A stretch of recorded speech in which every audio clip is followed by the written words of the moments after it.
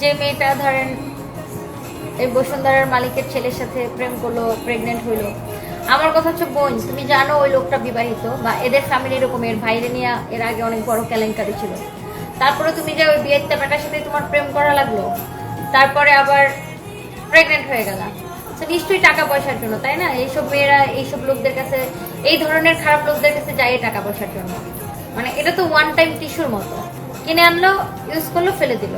এই জন্য আমি সবসময় বলি যে মেয়েদেরকে এসব থেকে বের হয়ে আসতে, নিজের পায়ে দাঁড়াইতে, কাজ করতে হবে, নিজের পরিচয় করতে হবে।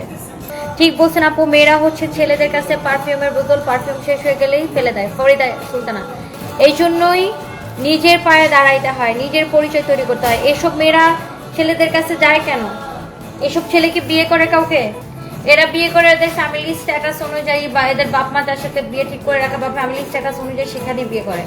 বাট এরকম এটা কিন্তু এটা দেখেন ওপেন সিক্রেট ব্যাপার। এই ধরনের বড় বড় লোকের ছেলেরা এই ধরনের মেয়েদেরকে টিস্যুর মতো ইউজ করে, বাট টাকা দিয়ে কিনে আনে, ইউজ করে ফেলে দেয়, দ্যাটস ইট। সো মেয়েরাও তো যায় টাকা পয়সার জন্যই বা ক্ষমতার জন্য। কেউ যায় টাকা পয়সার জন্য, কেউ যায় ক্ষমতার জন্য, মানি অর পাওয়ার।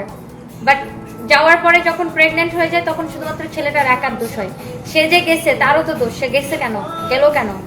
কেন এইসব মেয়েরা নিজের পায়ে দাঁড়ায় না? মেয়েটা তো দেখতে সুন্দর আছে। এই মেয়েটার জায়গায় যদি আমি থাকতাম, যে আমার বয়ফ্রেন্ড, আমি মানে ধরেন সে প্রেগনেন্ট হয়েছে, তার বয়ফ্রেন্ড তার বাচ্চার স্বীকৃতি দিতে চাচ্ছে না, সে জোর করে স্বীকৃতি নিতে চাচ্ছে, আমি হইলে তো ওরকম বয়ফ্রেন্ডরে নামই নিতাম না, যে তুই কি স্বীকৃতি দিবি, তোরে আমি স্বীকৃতি দিলে তো। লাইক এরকম ইগো থাকা লাগবে, সেলফ রেসপেক্ট থাকা লাগবে। একটা মানুষ আমার স্বীকৃতি দিবে না, আমি আবার তার থেকে যা জোর করে স্বীকৃতি নিব, আমি বলবো তুই কি স্বীকৃতি দিবি না, তোরে তো আমি স্বীকৃতি দিব না, বা